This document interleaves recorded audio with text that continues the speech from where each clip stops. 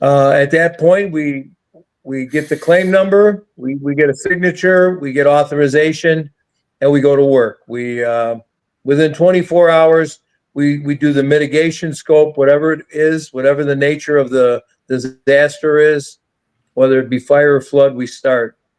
And we stay in contact with the catastrophic adjusters and work closely with the homeowner, keeping in fact and in mind for them that, and my guys, that, this is somebody's house.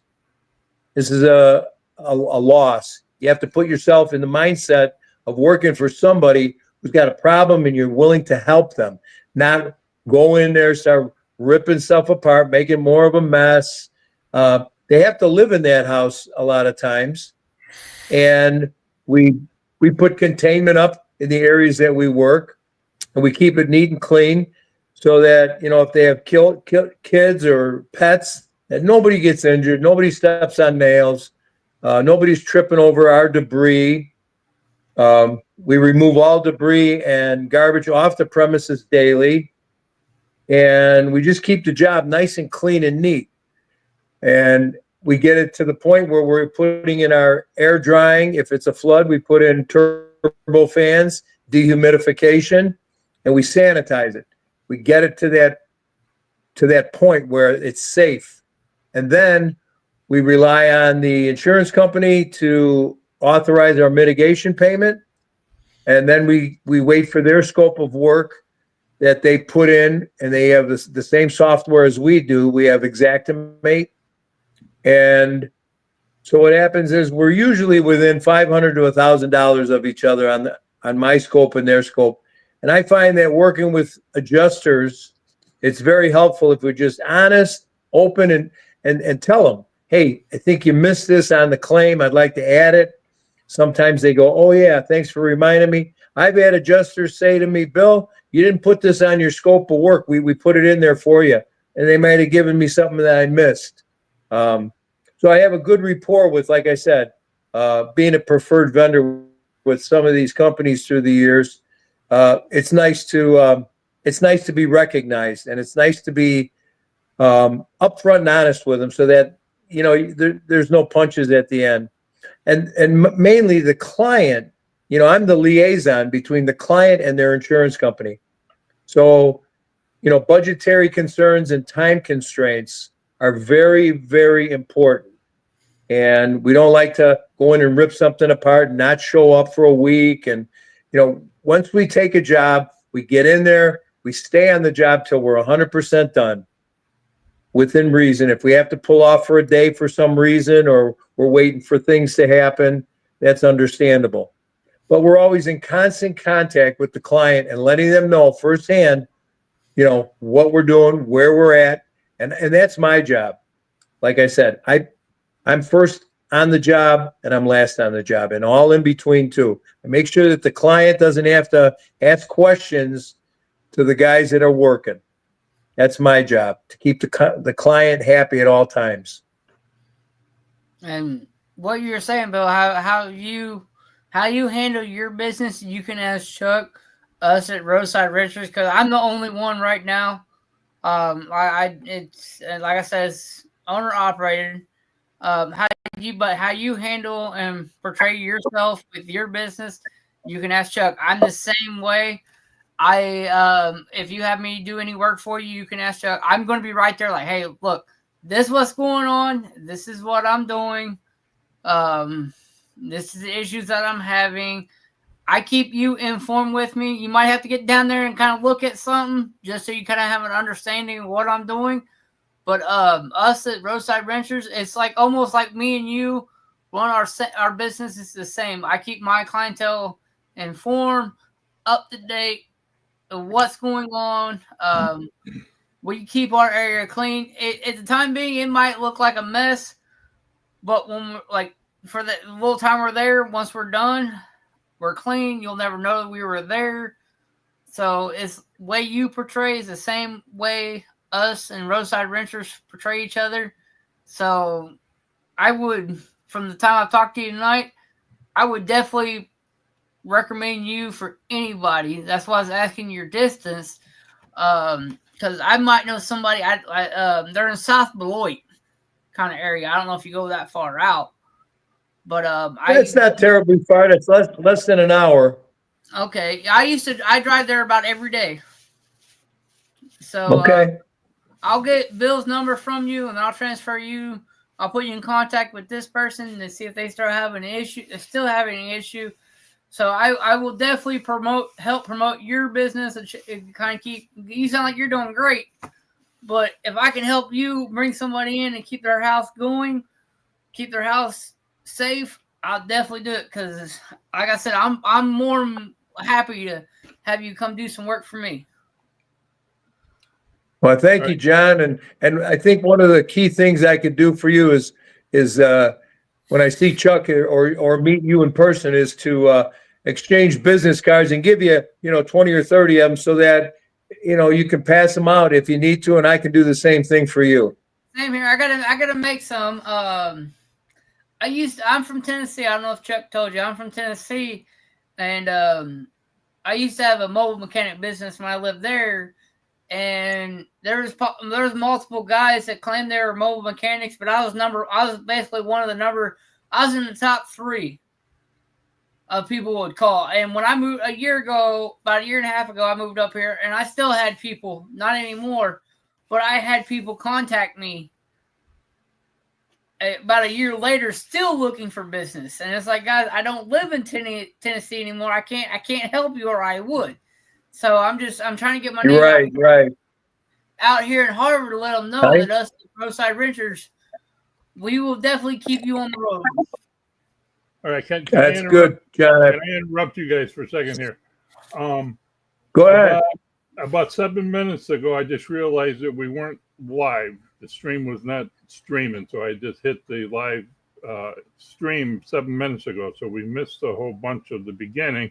But I still have many questions, so we can keep going with the rest of the questions and try to make up the beginning if we want, or just skip the beginning. But I just wanted to let you guys know and the audience know where we're at. Is that I thought we were streaming, and then I think we weren't. But we're about 8 minutes into streaming right now, so we missed a little bit at the beginning. Okay, we got to go back over. I'm off the rest of the week, so I'm good. I'm good if we got to go back over questions in the beginning. I'll just keep going with the questions we have, and then if we decide we want to redo the beginning, we can always redo the beginning if we feel there's a need for it. But I just want to let you guys know where we're at there before we kept going any farther. I can always edit it together if we decide to go that route. Okay. But, all right, but here's the next question, Bill, is how do you prioritize customer health and safety during restoration work, especially when dealing with mold or water damage? Well, I think the main thing is, Chuck, and is to educate the homeowner, the customer, the client with as much facts as I can give them, and let them feel comfortable with the fact that safety is the number one issue here. Okay. A house is a house, personal belongings are personal belongings, but when it comes to your family members and your own personal health, that comes first.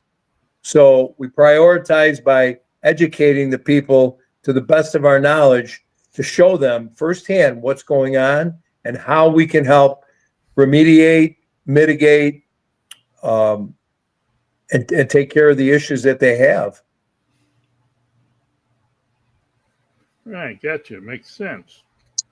Okay, we'll bring up the next question. Question number 6. What steps do you take to prevent future damage from happening again after a restoration? Well, in a fire restoration, we implore the fact that, proper smoke and carbon monoxide detectors are installed. Fire retardant products are helpful. A lot of people say, well, we just use the 1/2-inch drywall and, it's all the same. Well, it's not. There's 5/8, there's 1/2-inch drywall. 5/8 is fire code. It holds a fire rating a little bit longer, which minimizes damage. You don't want to skimp on on what somebody else may have skimped on before that caused a problem. You know, and some pumps down in basements when you have floods, they have alarm systems now, and they're all Wi-Fi.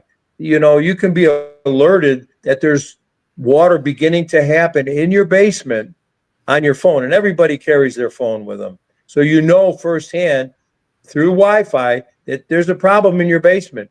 It minimizes the damage. So there's certain things that you can do to prevent that stuff.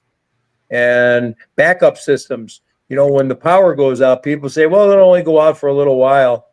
Well, what if it goes out for 2 days? You know, there's backup systems. There's good backup systems. Now, I'm not saying they're not costly, but if you weigh out the cost of a good backup system as opposed to not having one, and the cost of being properly insured and rolling those dice and hoping that you've got everything covered, and then, you know, now you got to replace everything, plus time and aggravation.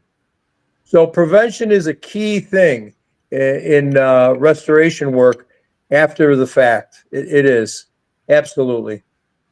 And real quick, like, Bill, I didn't realize, like I said, I didn't have basement. I didn't know there's Wi-Fi stuff. Like I said, when we bought the house, right, the day before the previous owner signed the paperwork, the sub pump went out, so they had it replaced. I didn't know that, and then a little after we bought our house, our injector pump went out, and I went downstairs to check my laundry, and my laundry room was flooded. And I can tell you from firsthand experience, it's nice to, if you can afford to have that kind of notifications, it'd be nice, because me and my wife were upstairs and we didn't even know our injector pump went out. And one company was going to charge us an arm and a leg to have it replaced. Luckily, we found a company, and they come in, and nothing against them, they didn't do it right. I had to go back in. Like, they come in and put the pump in, and I had to go back in after I flooded my basement again and fix the float. And I don't know. I mean, I didn't know what I was doing. I'm not a plumber, but I know enough about floats, working with cars and everything. I had to go in and fix someone else's job. So a company like you that I know I can trust to come in and do the job right, I won't have to worry about it. So I'm glad you educated me tonight, for sure. This is another question. That's good. Another question that John had, he's brought up to me, and maybe you have some insight on it as well. It's he bought his house. He has an alarm system in his house, and they never gave him the code, so he had the proper password to reset his passwords. So now he's got the system, and he can't get hold of the old owner to reset his system. I told him there's got to be a way just to do a factory reset. But I thought maybe this might be something for John and other people in the same situation that maybe you might have some insight on, maybe not. I don't know, but I thought I'd bring it up. What he's addressing, Bill, is it's a like kind of like an aftermarket security system, like camera-wise, but it has a DVR system that you can plug your cameras into, but you have to log into. We bought the house. The previous owner left the cameras and everything. Well, I went in because it's got a mouse where you can go in and log in and all that stuff. And I went to do that, and his email is still there. And I've contacted my realtor. My realtor contacted his realtor, contacted him. He's like, all you got to do is go online and reset it. Well, I did that, and I still have to have his information. So instead of me having to go buy a whole new DVR system and everything, I was wondering if there was a possible way that I could factory reset this, like it's a hard drive, to reset the hard drive where I can log in my own information and then have access to my cameras, because he can log in any time and see what's going on at my house. And I'm not trying to rerun wires and pay out of pocket when the system's already here. Understood. And I'm sure that there's a moderate, anomaly fee way to do that without going to big expenses. I don't have that answer for you, John. However, I do have some technicians that may have an answer for you. So I can jot that down and ask, because I do work with some alarm companies, because I have a shop down in Union, and they could probably help me out with the answer for you if you need it. Okay. I would truly appreciate it. Because we had another security system come in. I had ADT come in and install like an actual security system and a keypad. But the system that's already here, I can get notifications to my phone. Because my in-laws had a fence put in for me, and I got a pool, but my son loves being in the backyard, and we know how it is on hot days. But I'd like to have something, because the camera's in my backyard where I can see him, but I got also an access to my backyard. So I want to make sure I can see people coming into my backyard. I can keep an eye on my dogs when I'm not home. And then, because also absolutely. Because another camera points to the front of my door, and then one of the other cameras to the side of my house and my neighbor's house, which my neighbors are great neighbors. But I've caught people on camera, but I ain't been home to see the notifications until I get home. That's on my monitor of people walking through the yards and everything. So I just kind of want to keep update where my neighbors come over and ask a question. Hey, did your cameras have the capture this? I can pull it up for them. Like, hey, yeah, here we go. So. Well, we'll see if we can put you in touch with a technician that can answer you all those questions. Okay, John? I truly appreciate that. All right, Bill, our next question we have for you is, you also specialize in home building and additions. How does this work intersect with your restoration services? Well, I'm a small restoration company. I take on restorations as they come. They're seasonal, most of them. Okay, heavy rains, bad sump pumps. That's in the spring, and in the fall time. That's when you get your basement floods. Most of them. Fires are definitely in the winter months when people are using heaters and doing things that are not safe. Plugging in things in cheap extension cords. We work through that, as you well know, Chuck, when you get busy, you get busy. And, we try to monitor what we're doing in our construction company and always leave a little space. There's got to be a little window at all times for an emergency, okay? Just like you'd put a little bit of money away for a rainy day. You got to have that protection. So in the business, to work it effectively, we try to keep an open slot here and there for any kind of restorations. Now, we also use a service where if we have something that comes up that's large and we want to, squeeze it in and get it done, and we're busy, we can outsource our labor. And we've done that at times where we can hire 6 to 10 guys for a period of 3 or 4 days, and then we let them go. They're temporary help. They're temporary labor.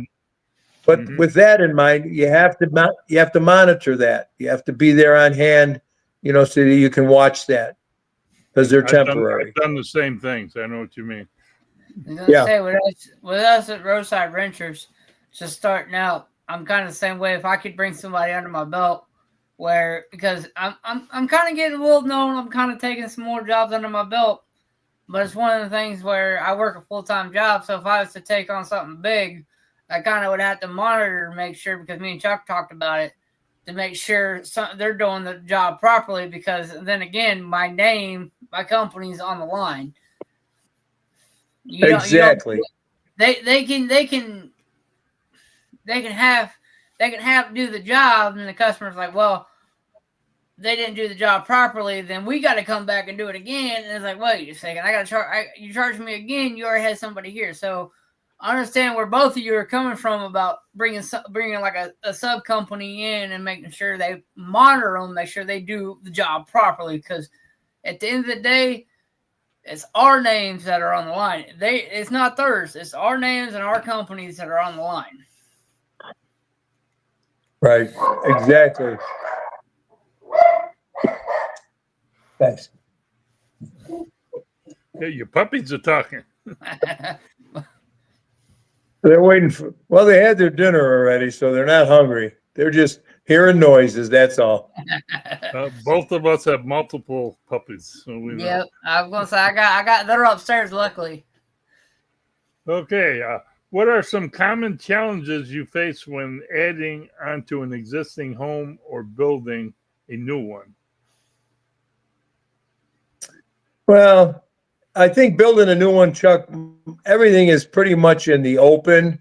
You know, you're digging a hole, you're putting in excavation, you're pouring concrete, you're letting it sit, you're starting out fresh. You know, there's not a lot of challenges other than, you know, make sure the guys show up on time, they're doing a good job, they're doing a neat, clean job, and they're safe.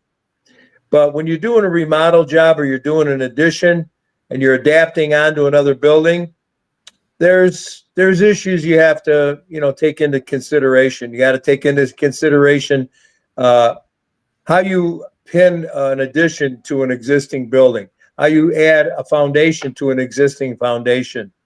And that's where, you know, people say, well, can you do it without a permit? Sure, I can.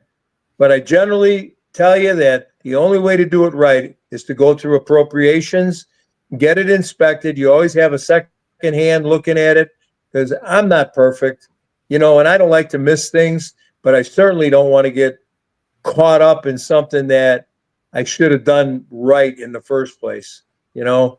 So it's important that, you know, you look at it, you bring everybody into a round table, you talk about it, you say, look, here's our costs. And, you know, obviously when you do permitting, you have architectural fees, you have subcontractors that are licensed. They have to be, you know, plumbers. People say, well, it's only, you know, they're hooking up a sink. You know, a licensed plumber has got to do the work himself because of the fact that his name's on it and he's licensed. Sewer gas will kill you. Okay. Sewer gas will kill you. If you have a backup or somebody does it wrong and your drains are backing up with sewer gas, it's a deadly gas. So, you know, it's got to be vented properly. You have to have wet vents, dirty vents, all kinds of terminology that the plumbers have taught me in the years. Don't mess around with plumbing. Don't mess around with electric. Don't mess around with structural. And that all reverts back to having a drawing, having it approved, having everybody's liability covered, especially the homeowners. but what you said about like the plumbing and permits and everything, back in Tennessee, I got a friend. He's got a electrical business. He's a master electrician. Went to school for it and everything. I'm not a master electrician. I know a little bit, but we used to wire houses from the ground up. And what you said about plumbing and permits and everything, I will agree with you there, because there was times where the plumbers weren't doing their jobs right. Then we come in to wire the house. We can't wire the house because they didn't plumb something right. And then my mother bought a house, and she had hired a contractor to come in and put a new shower in, because she's an older lady and she wanted to walk in shower. Then about a week later, she calls me. She's like, "Can you come look at my bathroom? My shower's not draining." And I went and looked at her house, and I went under her house and everything. And I was like, "Mom, he didn't install a P-trap. It was a straight, like, there was no like you was talking ventilation. There was nothing there." And she had to hire another company to come in and redo it. So when you talk about making sure permits and everything is properly done right, and Chuck knows this too, same way with us at Roadside Renters, we rather do the job right. Don't hire somebody. They might be cheaper, but cheaper is not always better. You guys, Right, exactly. You're older than me. You And got the knowledge, but I've been around, and that cheaper guy, he'll do the job, but he won't do it right. Then you got to hire us to come in, and then we got to fix someone else's mess ups, and then we're gonna have to. And we gotta make our money, so we're gonna have to charge you more compared to what it would charge you to hire us in the start. Exactly. And when it comes to the nucleus of our business, we have 2 electrical contractors, we have 2 plumbers, we have a 5-man framing crew, we have 2 separate roofing companies that we use, and siding, window companies we buy from. All of these people, it took many, many years to weed out the ones that want to do it quick and fast and, less quality. Our name's on it, like you said, John. You really want to do quality work in this world now because people will refer you. I don't advertise. I've been doing referral work for the last probably 15 years. I don't advertise. I get calls and I go and look at the work and I do a good job and I get a nice referral. And like I said before, I've weeded out a lot of bad eggs out of the bunch through the years. And I learned, and I've had to explain, I've had to fix and manage and take care of things that people have done. And my name's on it. I don't want my name to be not appreciated because some guy's willing to cut a corner and it's going to cost me in the long run. Yes, sir. I mean,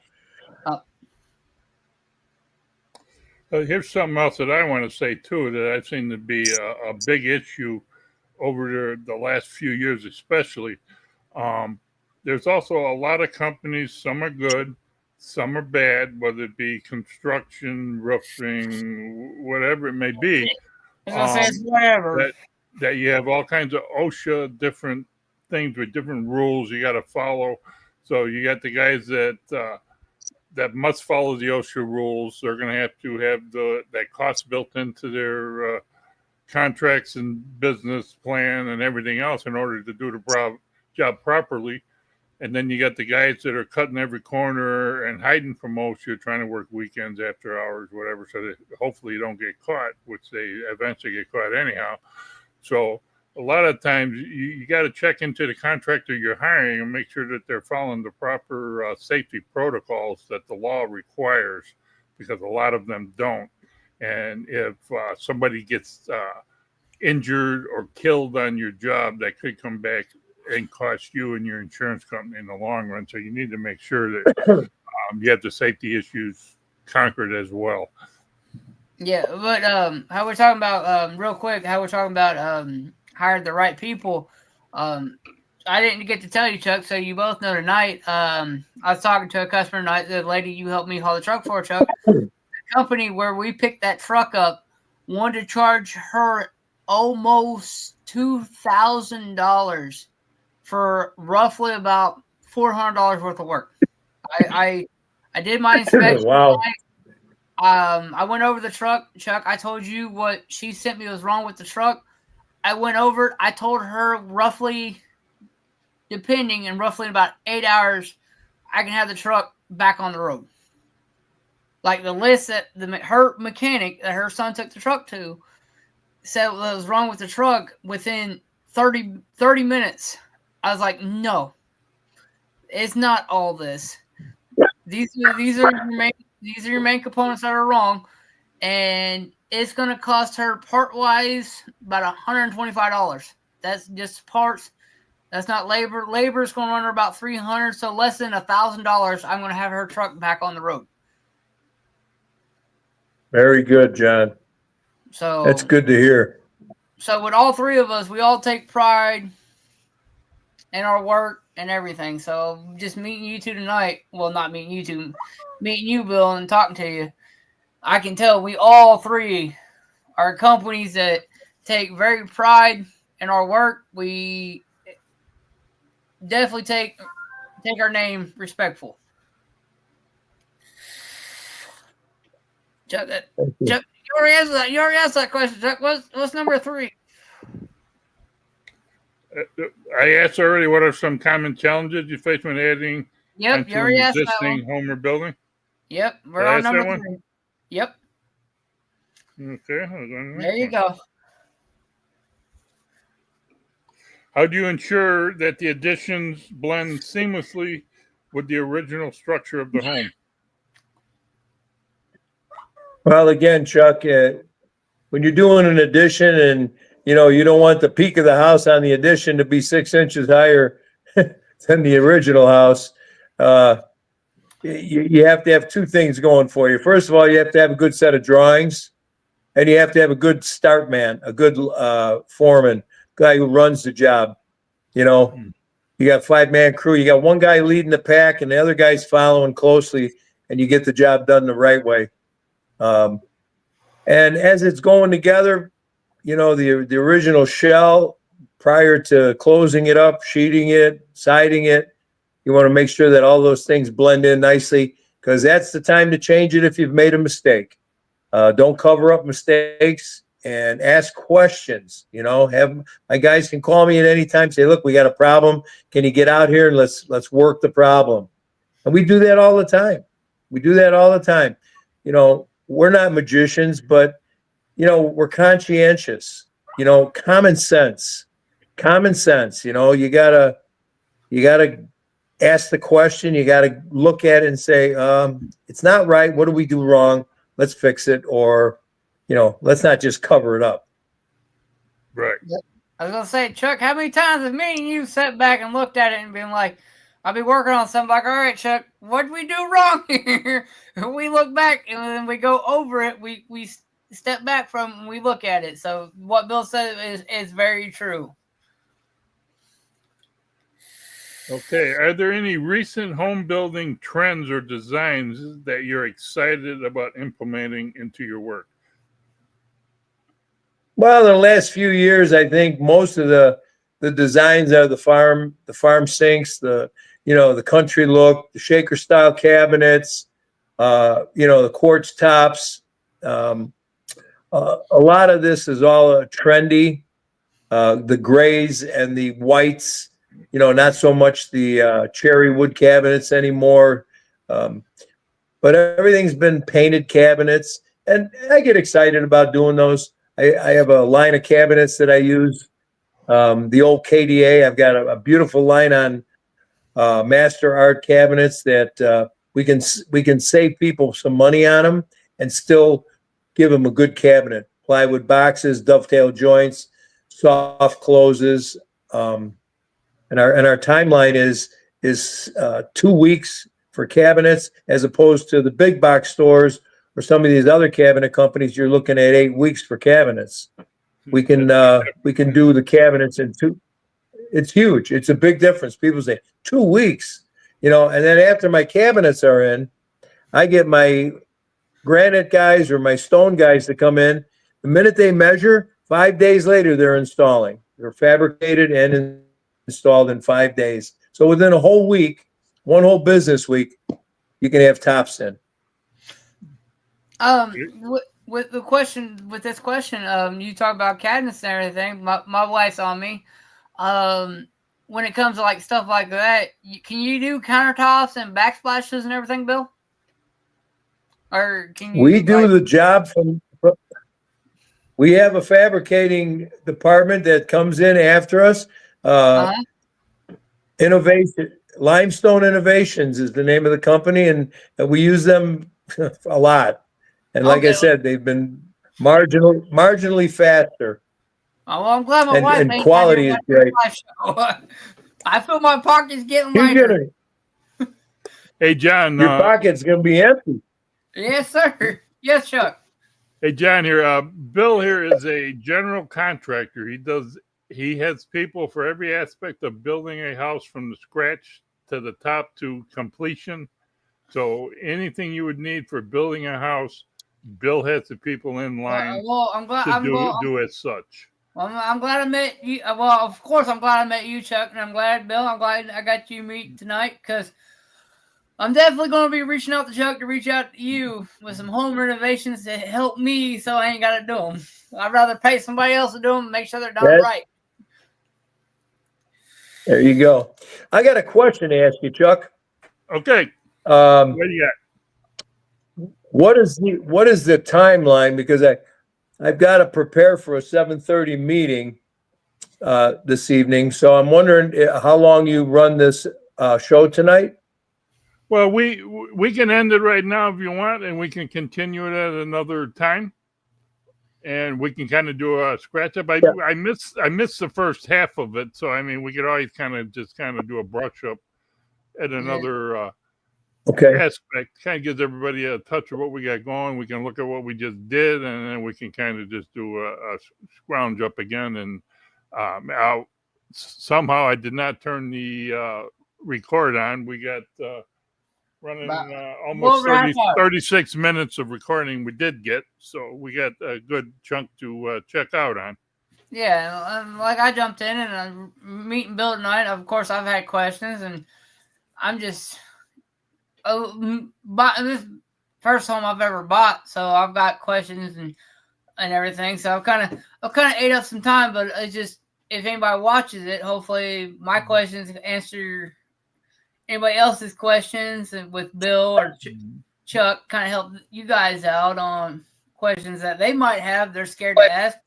I'll ask them. All right, so we can go there. I just want to you want to review this, and we'll take it up again later if we need to, Bill. I think that would be great. That would be helpful tonight for me, Chuck. All right, John, I really appreciate all your input. Yes, sir. The key thing and I'll be in touch with you. Yeah, the key thing I want to do is get people interested, get people to come online and start watching. So we go over this a couple times online. It doesn't bother me if you think you got the time to do it, and we can get things rolling, and hopefully we can get some other people. I'm thinking, Bill, between me, you, and John, we can kind of try to get some other people started. And as like John is asking us questions, the three of us can be asking new people some questions coming on. And then if one of us isn't available because we got something else going on, there's always someone else there to pick up the slack. That's very true. That's what I'm kind of thinking. Yeah, absolutely. Absolutely. You know, so I'm looking at the two of you. I'm looking at the two of you if you're interested to be kind of a regular structure, like co-host with me on this show. Sounds good to me. And then if one of us is tied up, there's still two of us to carry on with what guests we can come up with. And okay. Yep, it'll get easier. Yeah. And Bill, if you want to get with Chuck to get my number, any mechanical issues you have, you're free to reach out to me. And contracting wise, I'll do the same because, like I said, luckily my wife ain't here watching this because my pockets would be empty by now. I know how to get a hold of your wife. All right. Hey, well, that's good, John. Be quiet, Chuck. So, all right, you guys have a good night. All right. See you later. All right, later, guys. All right, Bill. Chuck, I'll talk to you tomorrow. All right, later. Bye-bye.